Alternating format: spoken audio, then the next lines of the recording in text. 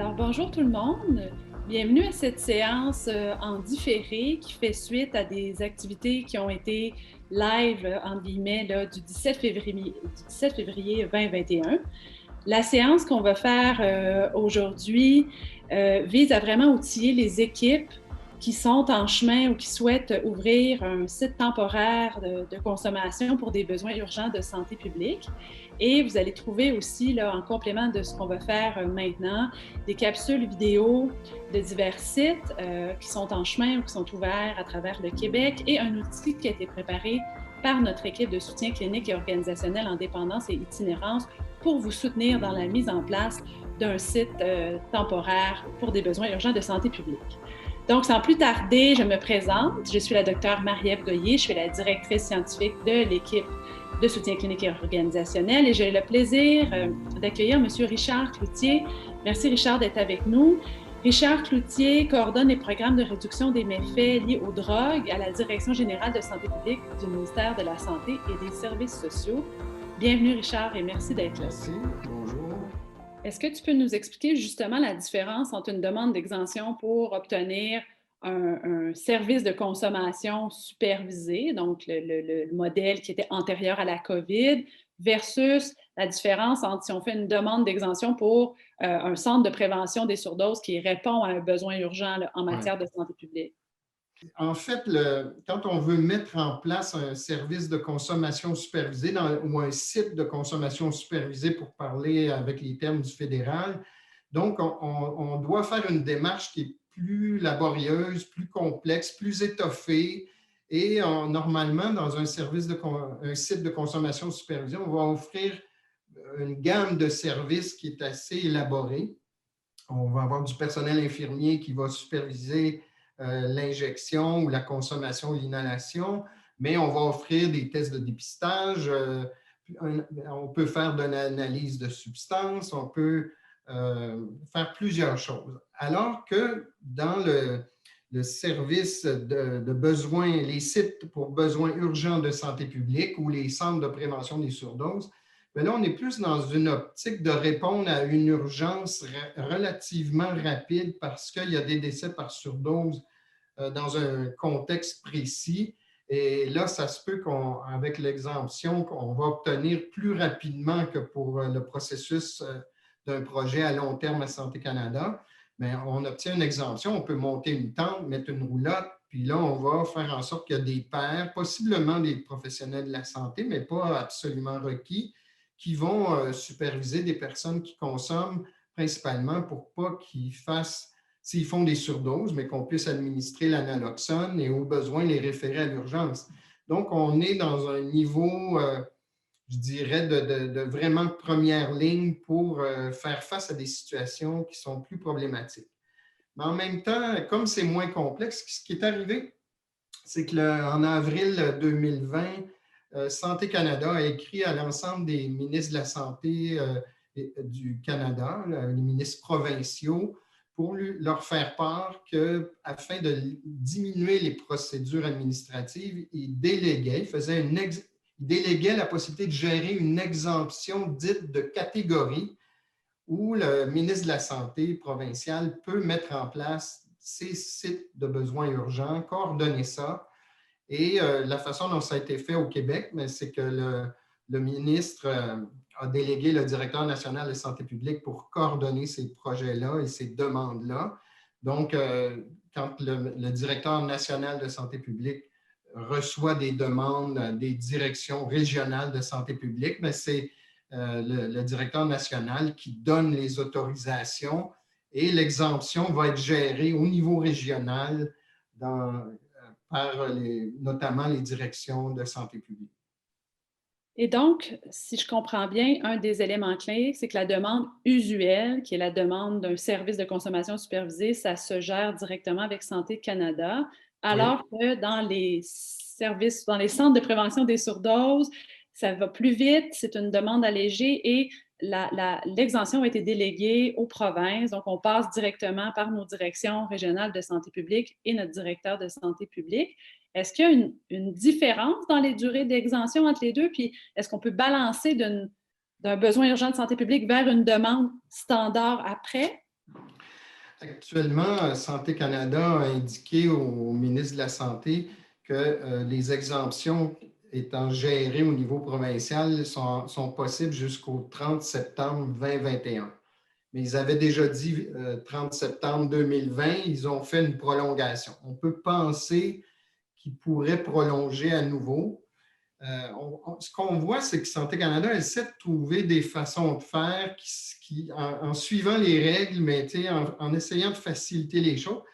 Mais oui, on peut aussi commencer dans une optique de centre de prévention des surdoses dans le but de se préparer à une demande d'exemption pour un service de consommation supervisée qui va être là à long terme. C'est ce que fait actuellement la région de Québec, où leur projet de service de consommation supervisée est prêt à démarrer. Ils sont en processus de demande d'exemption à Santé Canada, mais ils ne savent pas combien de temps ça va prendre avant que Santé Canada autorise l'exemption. Donc, ils ont fait une demande au directeur national de santé publique pour se mettre en centre de prévention des surdoses pour commencer. Et puis après, bien, ils auront l'autre exemption à plus long terme. Donc, ce qu'on voit, c'est que ça peut même être une stratégie de dire, bien, si on veut déployer rapidement, on peut passer par l'urgence de santé publique, quitte à, en parallèle, continuer de cheminer vers la demande à Santé Canada. Mais la différence aussi, c'est la question du financement. Là. Quand un centre intégré veut faire une demande d'exemption à Santé Canada en collaboration, par exemple, avec un organisme communautaire, bien, normalement, le centre intégré a déjà fait des démarches auprès du ministère, la Direction générale de santé publique, pour avoir un soutien financier pour mettre en place ces services-là. Donc, il y a toute une démarche administrative au sein du ministère de la Santé pour ça. Tandis que pour les centres de prévention des surdoses, comme on veut aller rapidement et mettre des services en place, bien, c'est plutôt, si on le voit par exemple à Sherbrooke, où un organisme communautaire est partenaire de la Direction de santé publique pour la demande d'exemption pour un centre de prévention des surdoses, mais l'organisme communautaire s'est associé avec d'autres organismes communautaires pour bénéficier d'un pool de ressources pour être capable de bouger relativement vite.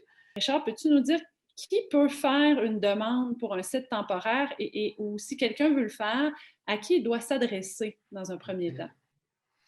En fait, c'est plus des organisations que des individus là, qui peuvent faire une demande d'exemption. Alors, ça peut être un organisme communautaire ou une direction du centre intégré qui voudrait offrir de tels services dans le cadre de son offre de services.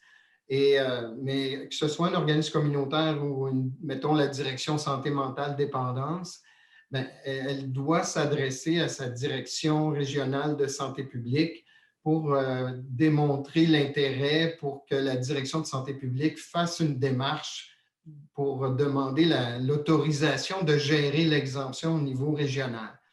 Pourquoi la direction de santé publique? Bien, c'est qu'elle est déjà dans le cadre de la prévention des surdoses.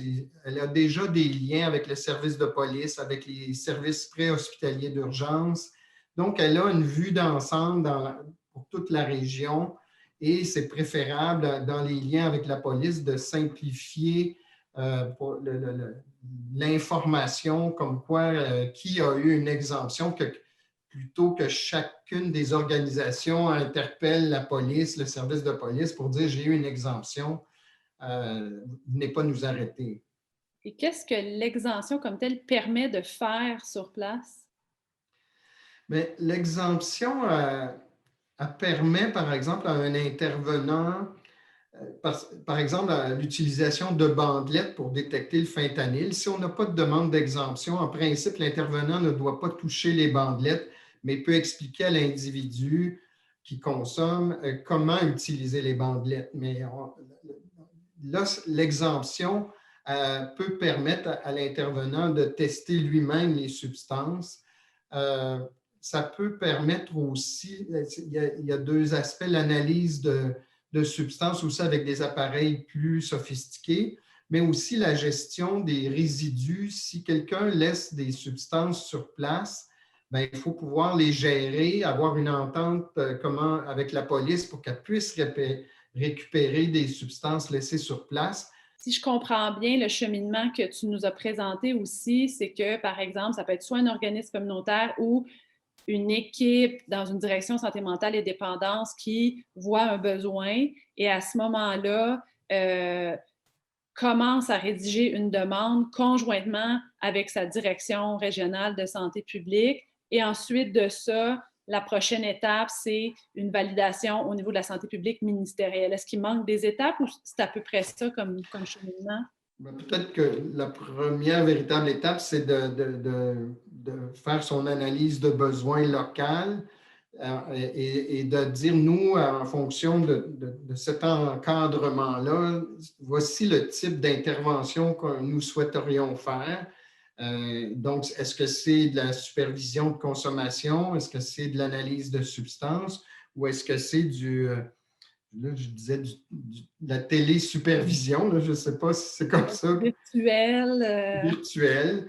Et une fois que ça, c'est prêt, mais c'est avec ça qu'on peut interpeller la Direction régionale de santé publique.